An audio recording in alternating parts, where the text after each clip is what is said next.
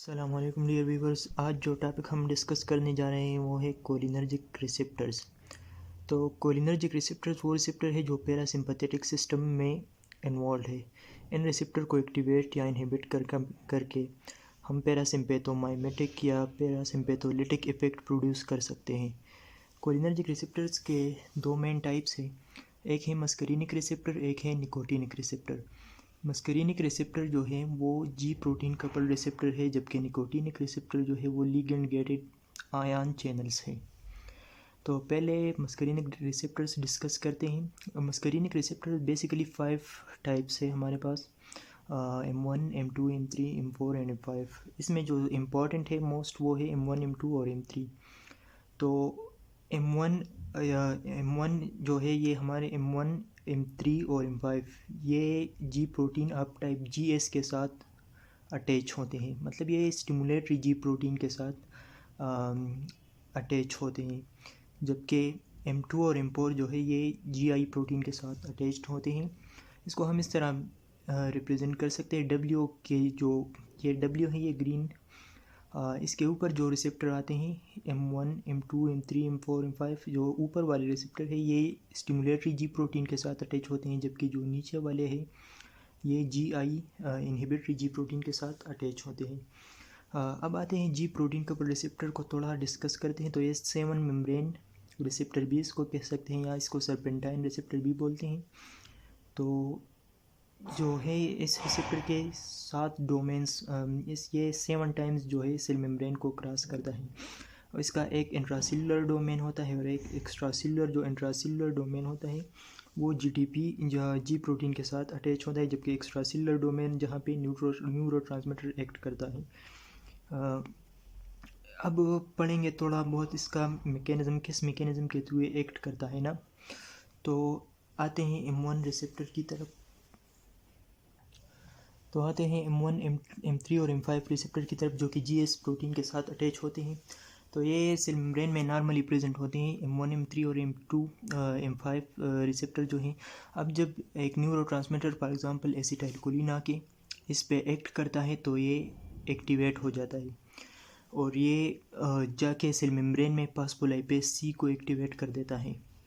फास्फोलाइपेज C सिल्फास्फेटिडाइल इनोसिटाल diphosphate पे act करता है और इसको कन्वर्ट करता है इनोसिटाल ट्राईफास्फेट और डाइएसाइल ग्लाइसिरोल में। अब जो इनोसिटाल ट्राईफास्फेट है ये एंडोप्लाज्मिक रेटिकुलम पे एक्ट करता है और कैल्शियम रिलीज वहाँ से काज करता है, जो कि सब्सिक्वेंटली कैल्शियम रिलीज जो है स्मूथ मसल कंट्रैक्शंस काज करता है। Diacyl glycerol on the other hand जो है ये फास्फोकाइनेज C को एक्टिवेट करता है, जिसकी वजह से बहुत से प्रोटीन्स की फास्फोराइलेशन होती हैं, जो कि सब्सिक्वेंटली वेरियस एक्टिविटीज़ में इन्वॉल्व होते हैं, जैसे मेटाबॉलिक एक्टिविटी, एंजाइम एक्टिवेशन हो सकती है या एंजाइम इनहिबिशन एट्सेट्रा, बहुत सारी एक्टिविटीज़ जो कि आगे हम डिस्कस करेंगे। अब आते हैं इनहिबिटरी मैकेनिज़्म, जो कि M2 और M4 रिसेप्टर है। तो नॉर्मली एक न्यूरोट्रांसमीटर फॉर एग्जांपल एसिटाइलकोलिन जब इस पे एक्ट करता है तो ये GI प्रोटीन को एक्टिवेट कर देता है। GI प्रोटीन इसके साथ अटैच हो जाता है। नॉर्मली GI प्रोटीन जो है इसके साथ GDP अटैच होता है। जब ये एक्टिवेट हो जाता है तो ये GDP गिव अप करता है और GTP इसके साथ अटैच हो जाता है और साथ में ये 2 पार्ट्स में डिवाइड हो जाता है। एक होता है अल्फा पार्ट और एक होता है बीटा और गेमा पार्ट। तो बीटा और गेमा पार्ट जो है ये पोटाशियम चैनल्स पे एक्ट करता है और पोटाशियम चैनल्स को ओपन कर देता है, जिसकी वजह से पोटाशियम सेल से आउटसाइड चला जाता है और हाइपर पोलराइजेशन काज कर देता है। अल्फा पार्ट जबकि जो है ये एडिनाइल साइक्लेज पे एक्ट करता है और उसको इनहिबिट करता है। एडिनाइल साइक्लेज जो है ये क्या करता है, ये एक एंजाइम है जो ATP की CAMP में कन्वर्जन करता है। तो जब ये एंजाइम इनहिबिट हो जाता है तो ATP की साइक्लिक AMP में कन्वर्जन नहीं होती और साइक्लिक AMP जब इनहिबिट हो जाता है तो फास्फोकाइनेज A की फॉर्मेशन नहीं होती, जो कि फर्दर बहुत सारी एक्टिविटीज़ में इन्वॉल्व है। वो मेटाबॉलिक एक्टिविटीज़ हो सकती है, बहुत सारी हो सकती है, जो कि आगे डिस्कस करेंगे फिर। अब आते हैं निकोटिनिक रिसेप्टर्स की तरफ। निकोटिनिक रिसेप्टर्स के टू मेन टाइप्स हैं, एक है एनएन रिसेप्टर और एक है एनएम रिसेप्टर। एनएन रिसेप्टर जो है ये ज़्यादातर सेंट्रल नर्वस सिस्टम और ऑटोनॉमिक गैंग्लिया में प्रेजेंट होते हैं। जो एसिटाइलकोलिन जो साइनेप्टिक न्यूरोटर्मिनल प्री साइनेप्टिक न्यूरोटर्मिनल से जो रिलीज़ हो जाते हैं, तो वो पोस्ट साइनेप्टिकली जो एनएन रिसेप्टर्स होते हैं उस पर जाके एक्ट करता है, उसको एक्टिवेट करता है। एनएन रिसेप्टर के एक्टिवेट होने से सोडियम आयंस जो कि पेरिफेरी में प्रेजेंट होते हैं वो चैनल के थ्रू अंदर सेल में चले जाते हैं और सेल को डीपोलराइज करते हैं। सोडियम की एंट्री की वजह से सेल मेम्ब्रेन में एक्साइटेटरी पोस्ट साइनेप्टिक पोटेंशियल काज हो जाती है। जब ये एक एक्साइटेटरी पोस्ट साइनेप्टिक पोटेंशियल की वजह से further voltage gated sodium channel जो है वो ओपन हो जाते हैं। इधर सोडियम चैनल्स होते हैं। जब ये सोडियम की एंट्री हो जाती है तो ये एक्साइटेटरी पोस्ट साइनेप्टिक पोटेंशियल काज करता है। इसी साइनेप्टिक पोटेंशियल की वजह से फर्दर सोडियम चैनल्स ओपन हो जाते हैं और सोडियम की फर्दर एंट्री होती है, जिसकी वजह से एक्शन पोटेंशियल काज होता है। आते हैं अब न्यूरोमस्कुलर जो कि एनएम रिसेप्टर्स की तरफ, जो कि न्यूरोमस्कुलर जंक्शंस पे प्रेजेंट होते हैं। ये इस तरह मोटर एंड प्लेंट भी कह सकते हैं, इस मसल्स पे ये प्रेजेंट होते हैं। को मैं ड्रा कर देता हूँ।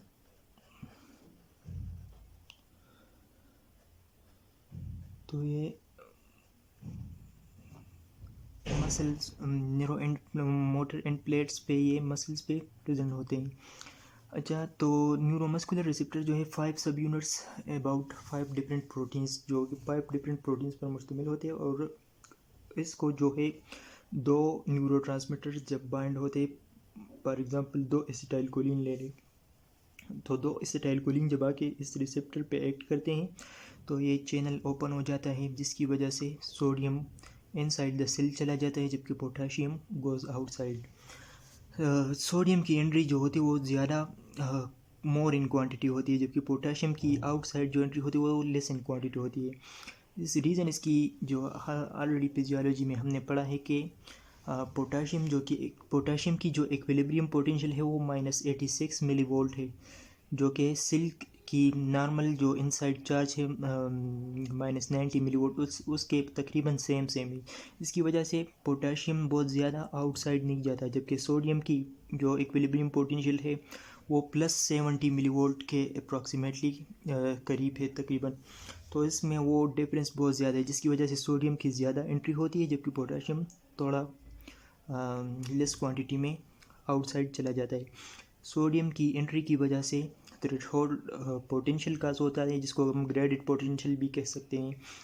और इसी पोटेंशियल की वजह से वोल्टेज गेटेड सोडियम चैनल जो है वो फर्दर ओपन हो जाते हैं, जिसकी वजह से मसल की डीपोलराइजेशन हो जाती है, यानी मसल की कंट्रैक्शन हो जाती है। तो this was all about muscarinic and nicotinic receptor.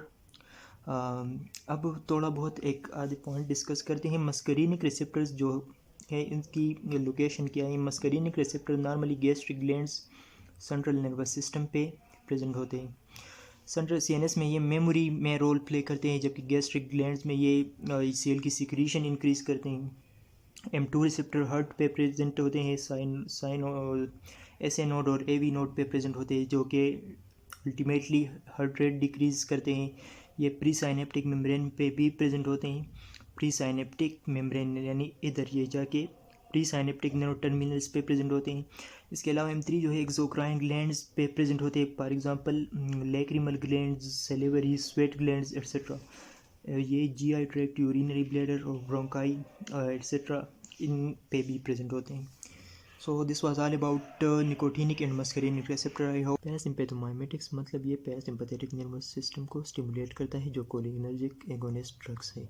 तो पैरासिम्पैथेटिक सिस्टम जो है वो हमने ऑलरेडी पढ़ा है कि craniosacral region of the spinal cord से ओरिजिनेट होता है। इसका जो प्री गैंग्लियनिक न्यूरोफाइबर है वो लॉन्ग है, जबकि पोस्ट गैंग्लियनिक न्यूरोफाइबर इसका शॉर्ट होता है। ठीक है। प्री गैंग्लियनिक न्यूरो टर्मिनल पे जो न्यूरोट्रांसमीटर रिलीज होता है वो है एसिटाइलकोलिन, जबकि पोस्ट गैंग्लियनिक न्यूरो टर्मिनल पे बी एसिटाइलकोलिन रिलीज़ होता है। इधर जब एसिटाइलकोलिन रिलीज़ हो जाते हैं तो ये पे पोस्ट गैंग्लियनिक न्यूरॉन को स्टिमुलेट करता है, रिजल्टेंटली यहाँ पे भी एसिटाइलकोलिन रिलीज़ होता है। अच्छा, एसिटाइलकोलिन जो है it is neuro transmitter of the parasympathetic nervous system, लेकिन देयर इज़ वन एक्सेप्शन। वो एक्सेप्शन ये है कि sympathetic division of sweat glands जो है, स्वेट ग्लैंड्स की जो सिम्पथेटिक डिवीजन है वहाँ पे जो न्यूरो ट्रांसमीटर यूज़ होता है वो भी एसिटाइलकोलिन ही यूज़ होता है। एसिटाइलकोलिन और कहाँ कहाँ यूज़ होता है, तो ऑटोनॉमिक गैंग्लिया में, बहुत सिंपैथेटिक और पैरासिम्पैथेटिक डिवीजन की जो ऑटोनॉमिक गैंग्लिया है इधर एसिटाइलकोलिन ही रिलीज होता है। हुआ ये न्यूरोफाइबर सिंपैथेटिक डिवीजन से आ रहा हो प्री गैंग्लियन की या पैरासिम्पैथेटिक डिवीजन से, ऑटोनॉमिक गैंग्लिया में जो न्यूरोट्रांसमीटर रिलीज होगा वो एसिटाइलकोलिन होगा। Post ganglionic fibre of the parasympathetic system पे भी इधर पोस्ट गैंग्लियनिक फाइबर जो पैरासिम्पैथेटिक सिस्टम की न्यूरो फाइबर होता है उधर भी एसिटाइलकोलिन रिलीज होता है, जबकि एड्रिनल मेडुला तक जो फाइबर्स जाती हैं उधर भी एसिटाइलकोलिन ही रिलीज होता है। अब आते हैं न्यूरो ट्रांसमिशन की तरफ। तो न्यूरो ट्रांसमिशन किस तरह होती है, it is a 5 step process. Number 1 step है सिंथेसिस एंड स्टोरेज।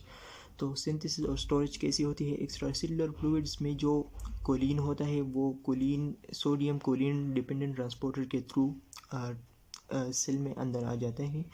कोलिन और सोडियम डिपेंडेंट ट्रांसपोर्टर के थ्रू अंदर आता है। कोलिन अंदर आके एसिटाइल को एंजाइम ए के साथ कंबाइन होता है। ये एसिटाइल को ए जो है ये माइटोकॉन्ड्रिया से रिलीज होता है।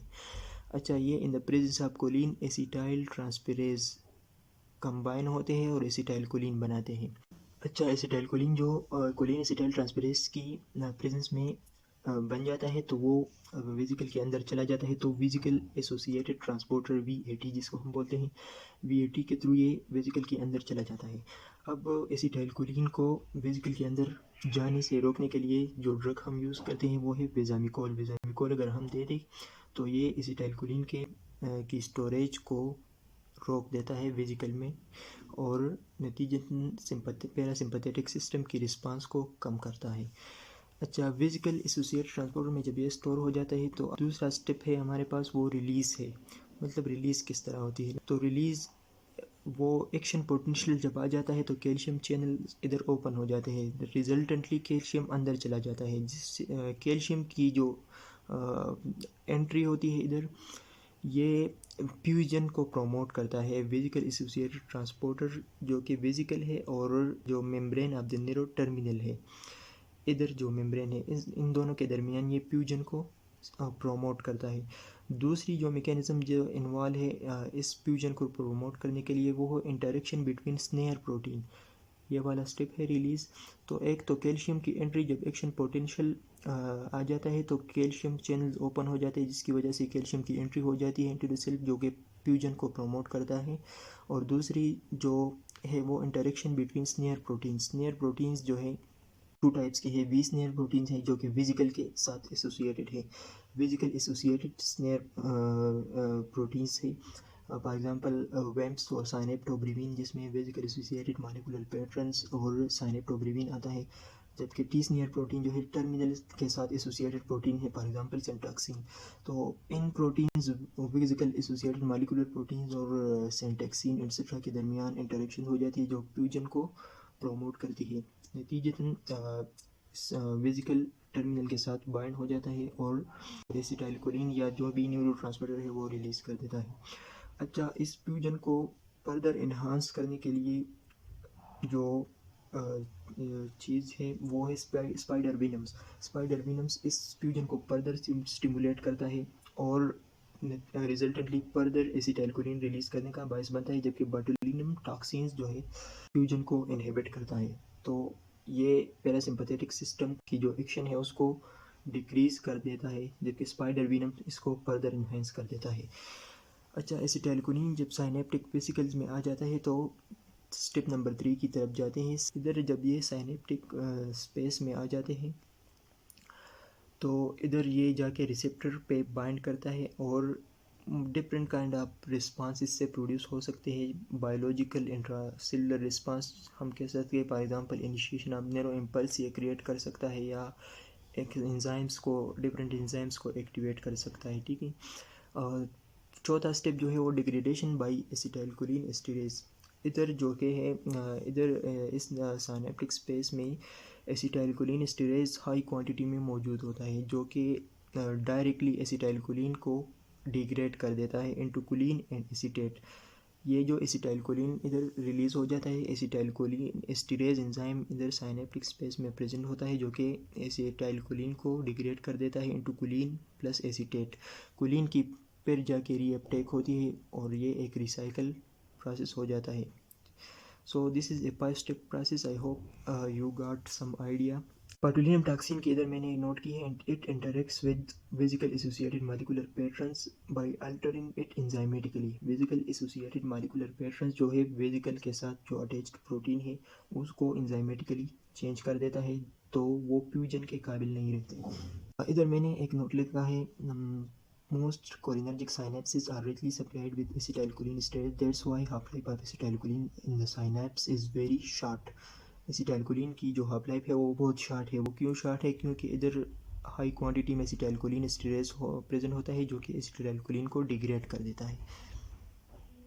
Now coming toward cholinergic agonist drugs, जो कि ड्रग्स पैरासिम्पैथेटिक सिस्टम में यूज़ होती हैं, कोलिनोमाइमेटिक्स जो कि या कोलिनर्जिक ड्रग्स टू टाइप्स में हमने डिवाइड की है। एक है डायरेक्ट एक्टिंग कोलिनर्जिक एगोनिस्ट, एक है indirect acting cholinergic agonist drugs. Cholinergic agonist जो कि डायरेक्टली एक्टिंग है, वो डायरेक्टली जाके रिसेप्टर पे एक्ट कर देता है।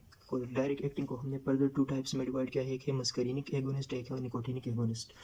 मस्करीनिक एगोनिस्ट में हमारे पास टू टाइप्स है, जो कि एक है कोलिन ईस्टर्स और एक है अल्कलाइड्स।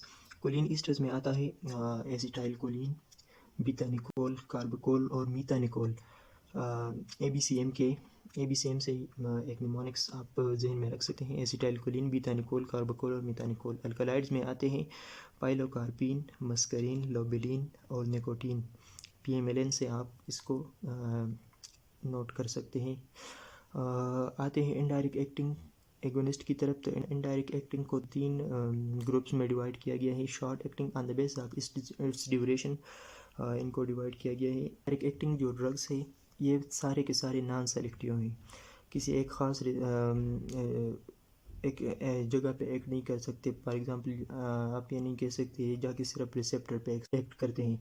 ये निकोटिनिक रिसेप्टर पे भी एक्ट कर सकते हैं, मस्करीनिक रिसेप्टर पे भी एक्ट कर सकते हैं, एसिटाइलकोलिन एस्टरेज को भी इनहिबिट कर सकते हैं, रिवर्सिबली इनहिबिट कर सकते हैं, इरिवर्सिबली इनहिबिट कर सकते हैं, और इसी तरह ये एसिटाइलकोलिन एस्टरेज की डिग्रेडेशन को रोक सकते हैं, जिसकी वजह से एसिटाइलकोलिन का एक्शन ज़्यादा होगा। तो शॉर्ट एक्टिंग की तरफ आते हैं। शॉर्ट एक्टिंग में जो ड्रग हमारे मौजूद है वो है एड्रोपोनियम। एड्रोपोनियम की duration of action 10 to 20 minutes है, जो कि जबकि ये डायग्नोसिस ऑफ माइस्थेनिया ग्रेविस में ये यूज़ होती है। इंटरमीडिएट एक्टिंग ड्रग्स जो है इसमें आता है पाइसोस्टिगमीन, पायरिडोस्टिगमीन, नियोस्टिगमीन और कार्बारिल।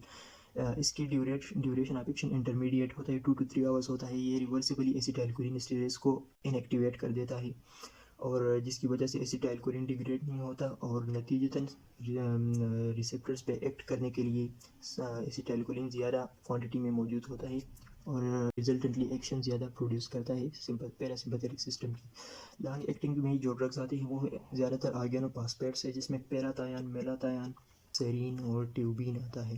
तो these 4 drugs are long acting organophosphates. इसकी एक्शन जो होती है वो इरिवर्सिबल एक्शन होती है और लॉन्ग ड्यूरेशन ऑफ एक्शन होती है इसकी, और ये ड्रग्स इंतहाई टॉक्सिक होती है, जो कि पैरालिसिस काज कर सकती है, intense miosis, constriction of the pupil cause कर सकती है, जिसकी वजह से इसकी यूज़ इंतहाई रेयर है।